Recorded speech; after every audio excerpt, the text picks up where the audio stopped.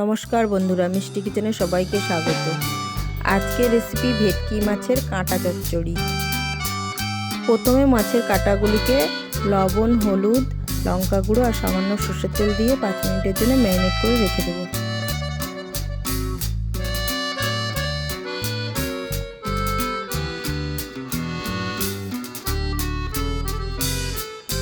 এবার কড়া বসিয়ে কড়াইতে পরিমাণ মতো সরষের তেল দিয়ে দেবো।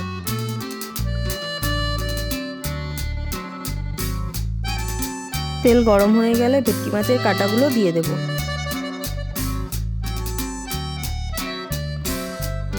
তারপর এপিট ওপিট করে লাল লাল করে ভেজে তুলে নেব।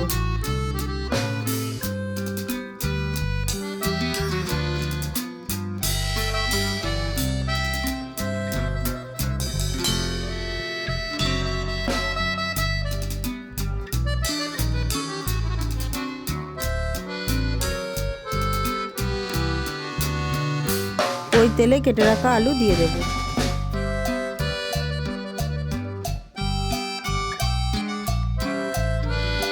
তারপর সামান্য লবণ, হলুদ দিয়ে মিশিয়ে দেব।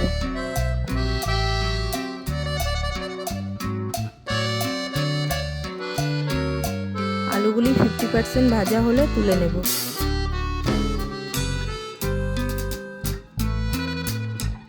ওই তেলের মধ্যেই দুটো কেটে রাখা পেঁয়াজ দিয়ে দেব।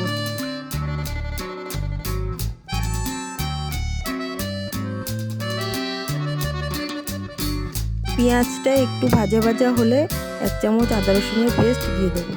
তত সময় নেড়ে নেব যত সময় না আদা রসুনের কাঁচা গন্ধটা চলে যায়। তারপর দুটো কেটে রাখা টমেটো দিয়ে দেব।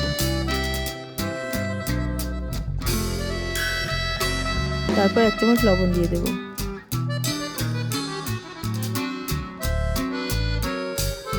তারপর সামান্য হলুদ আর 1 চামচ লঙ্কা গুঁড়ো দিয়ে দেবো।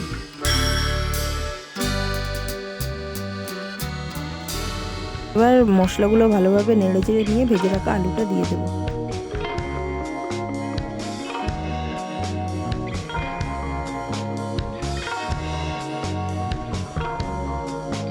অল্প একটু জল দিয়ে নেব যাতে মশলাটা পুড়ে না যায়। আলু আর মশলা কষাতে কষাতে তেল ছেড়ে গেলে এবার ভেজে রাখা কাঁটাগুলো দিয়ে দেবো।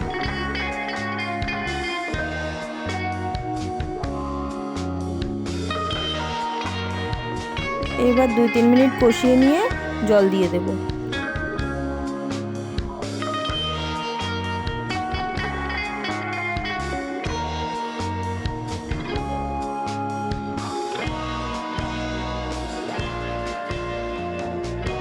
এবার 5-7 মিনিটের জন্য ঢাকা দিয়ে দেব।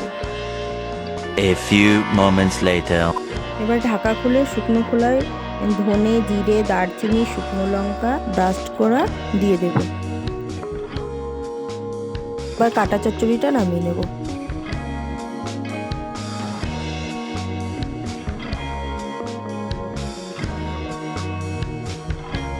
এবার উপর থেকে ধনেপাতা কুচি দিয়ে দেব। এভাবে রেডি হয়ে গেল ভেটকি মাছের কাঁটা চচ্চড়ি। বন্ধুরা, ভিডিওটি ভালো লাগলে লাইক, কমেন্ট, শেয়ার এবং সাবস্ক্রাইব করবেন।